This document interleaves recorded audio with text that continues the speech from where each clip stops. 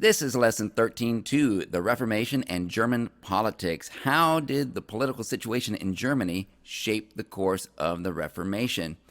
And this is a much shorter lesson than the previous one, so we get a little bit of a break today.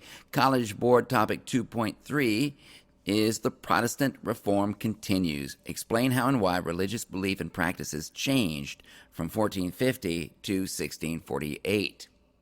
Religious conflicts became a basis for challenging the monarch's control of religion. Explain how matters of religion influenced and were influenced by political factors from 1450 to 1648. And this is the wars of religion, which we're just going to get started into. Habsburg rulers confronted an expanded Ottoman Empire while attempting unsuccessfully to restore Catholic unity across Europe.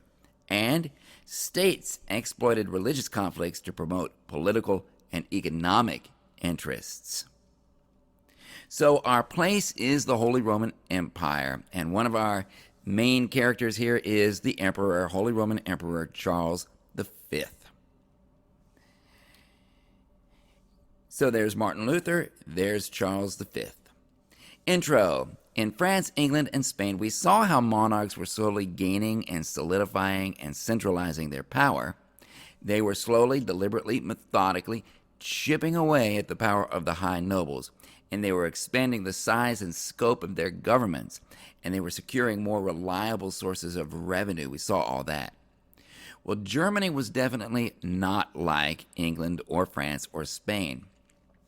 Germany was composed of literally hundreds of little kingdoms, and the princes of these kingdoms largely did what they pleased, but they did have an emperor.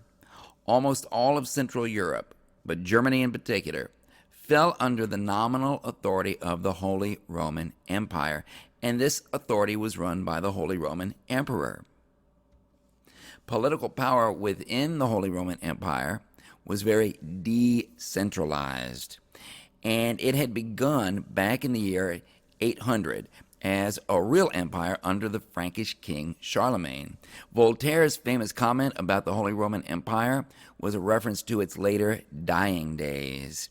Remember, Voltaire said that the Holy Roman Empire was neither holy nor Roman nor an empire. The Holy Roman Empire was a feudalism-based hodgepodge of kings and vassals, with the Holy Roman Emperor at the top of this messy heap of feudal kings and their vassals.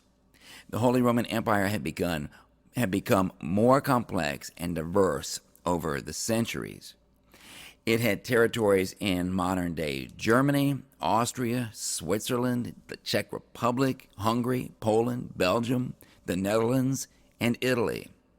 And subjects of the Holy Roman Empire identified much more with their local lords and kings and territories than with the Holy Roman Empire itself. So there was no sense of national unity within the Holy Roman Empire of any kind. A select number of kings and bishops held the position of elector, and we talked about that in the last lesson with the Archbishop of Mainz. He had an elector position, and so this was about 7 of them, and these people were in a position to elect the Holy Roman Emperor.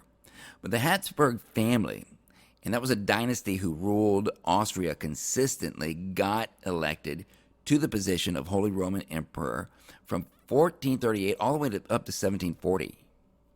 And in 1519, these electors elected a 19-year-old Habsburg to be the Holy Roman Emperor, and he became Charles V. This was the political situation that the Holy Roman Emperor had to work with and had to work in when dealing with Martin Luther and the Protestant Reformation. The rise of the Habsburg dynasty. The Habsburg family, and we're going to hear so much more about them, was a royal dynasty centered in Austria, and they had become one of the most powerful and wealthy families through strategic marriages, and we talked about how that was one way to consolidate power. And the Habsburgs had figured out how to work the system. Royal families could become international powers if they married the right people. You could also make a lot of people really mad, like France, who was trying to incorporate Burgundy until a Habsburg married the heir to the duchy. And so the Holy Roman Emperor is also an heir to places very far away. So here's a little bit of a family tree showing the Habsburg rise to power. In 1452, the Holy Roman Emperor was Frederick III. He married Eleanor of Portugal. And in 1477, you had Maximilian of Austria married Mary of Burgundy. That's what made the French so unhappy, made the French really angry because they were trying to bring Burgundy into France. And that began centuries of conflict. And then you got Ferdinand and Isabella over here in Spain, right? And their daughter Joanna marries Philip I of Castile, who was a son of Maximilian and Mary in Burgundy, right there. And the big takeaway here from this whole chart is this. Charles V, he is the Holy Roman Emperor through his father, and he's also the King of Spain through his mother. And as we know, Spain has a vast colonial empire.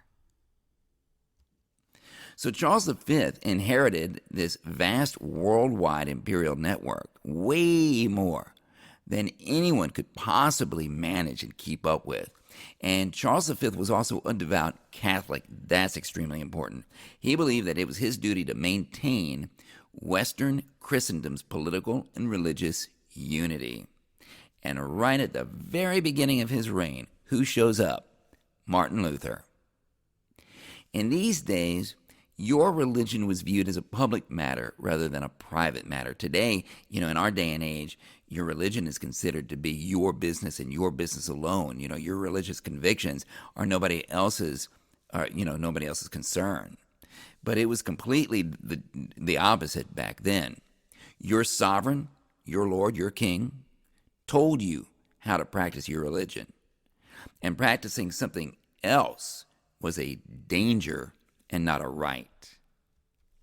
So when Martin Luther pushed for religious freedom, to whom did he go? Well, he went to the nobles, because it was your Lord that determines the religion of the common people. The common people don't determine religious practice. So here are some reasons that a German noble approached by Martin Luther might want to become a Lutheran. Spiritual reasons. They could be sincerely attracted to Luther's ideas. Not only that, but material gain. By switching over to following Luther, you could gain farmland, shrines, monasteries that the Catholic Church owns in your territory. You simply confiscate those. And you also gain independence from Charles V if you don't like the way he's running things and interfering with your business and getting in your way. So religious wars in Switzerland and Germany. During the 1520s, the Swiss cantons, and at the time there were 13, warred against each other over religion. Cantons are kind of like states. Switzerland currently has 26 cantons, and the war was Protestant versus Catholic. Protestant cantons versus Catholic cantons. And in 1531, Ulrich Zwingli himself was actually killed at the Battle of Kappel. And this battle led to a Swiss treaty, which was called the Second Territorial Peace. And the Second Territorial Peace granted each canton in Switzerland the right to choose its religion. No canton could make an alliance with any foreign power. That was the rule. And this treaty actually guides Swiss neutrality to this very day. Well, Charles V called the Diet of Augsburg in the year 1530. So he called all these representatives together in a diet, kind of like the Diet of Worms. And he was trying to halt the spread of all of this religious division that was going on in his empire because of Martin Luther, because of Lutheranism. And there was also an imminent threat to all of Europe from an Ottoman invasion, which needed some serious attention. And so the Diet of Augsburg wound up backfiring on Charles V big time. Nothing happened that he expected, because the Lutheran representatives to the Diet presented to Charles V the Augsburg Confession. So these were nobles who were invited to the Diet of Augsburg, nobles who were Lutherans, who were followers of Martin Luther. And by the way, Martin Luther was not there because he wasn't allowed to be there. But this Augsburg Confession was a 28-article statement of the beliefs of these Lutheran nobles. And this Augsburg Confession eventually became the Lutheran Creed. So, like, if you're a Lutheran and you say the creed in church, it's the Augsburg Confession. Well, Charles V completely rejected the Augsburg Confession, said this is not happening. And so the Lutheran princes felt threatened by this rejection, and they immediately went out and formed the Schmalkaldic League. And the Schmalkaldic League was a military alliance against any threat to them that Charles V might pose. Well, Charles V could not back up his rejection of the Augsburg Confession militarily, and this led to prolonged wars. Charles V was already fighting against France in Italy. The Ottomans over in the east were invading and besieging the Habsburg capital of Vienna. And the failed Diet of Augsburg was followed by years of negotiations and stubbornness. There were two wars between him and this Schmalkaldic League. They were called the Schmalkaldic Wars. And by 1546, Charles V, a staunch Catholic, fighting on behalf of the Catholic Church to unify his empire again under the banner of Catholicism, was actually fighting another staunch Catholic, the King of France. And the Catholic France was actually sending money and troops to help Charles's Lutheran enemies. Not only that, but the Catholic Pope was pulling troops out of the war that these troops were supporting Charles, because he didn't want Charles to be too powerful.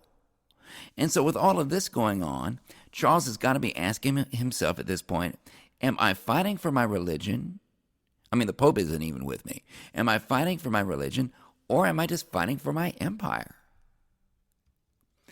And so Charles V had had enough. And he's got fellow Catholics working harder against him than they are against his Protestant enemies. And if he keeps fighting this war of religion, he's going to lose the entire Holy Roman Empire. The whole thing's just going to break up. So in the year 1554, Charles V, he had been fighting for 35 years at this point, and he starts resigning from all the offices and all the titles that he holds. And in the year 1555, Charles V agreed, this is going to be his last action as emperor, he agreed to the Peace of Augsburg. Peace of Augsburg officially recognized Lutheranism, did not recognize Calvinism, which we will talk about. And under the Peace of Augsburg, a prince or a town may decide which religion that his kingdom within the Holy Roman Empire would practice. And the subjects of his kingdom had two choices. They could either obey their local prince and abide by his decision, or move. And as a result of the Peace of Augsburg, roads became covered with religious refugees going in all directions. In 1556, Charles V was finally done. He had resigned everything, settled up his affairs. He abdicated from the throne completely and retired. And he moved to a monastery in Portugal for some peace and quiet, and died soon thereafter. Here's a painting of him in retirement in Portugal, working on his art collection. So how did the political situation shape the course of the Reformation?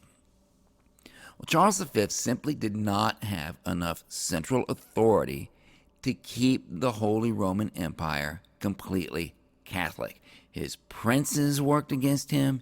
His own Catholic enemies helped the reformers against him.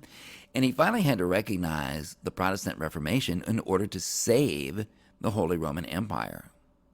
And hopefully this very flawed Peace of Augsburg would keep hostilities in check for a long time. So there's your There's your Holy Roman Empire right there. Here, this is Germany in 1555. And look at this. What a mess you've got here. Right? Keep in mind, the Peace of Augsburg is highly flawed for two reasons. First reason is that the individual cannot choose his own religion. He has to go with the religion of the Lord of the place he lives in. And then the other part that is a big problem is, yes, Catholicism is recognized under the Peace of Augsburg. Lutheranism is recognized under the Peace of Augsburg, but Calvinism, which is growing quickly in popularity, is not recognized at all.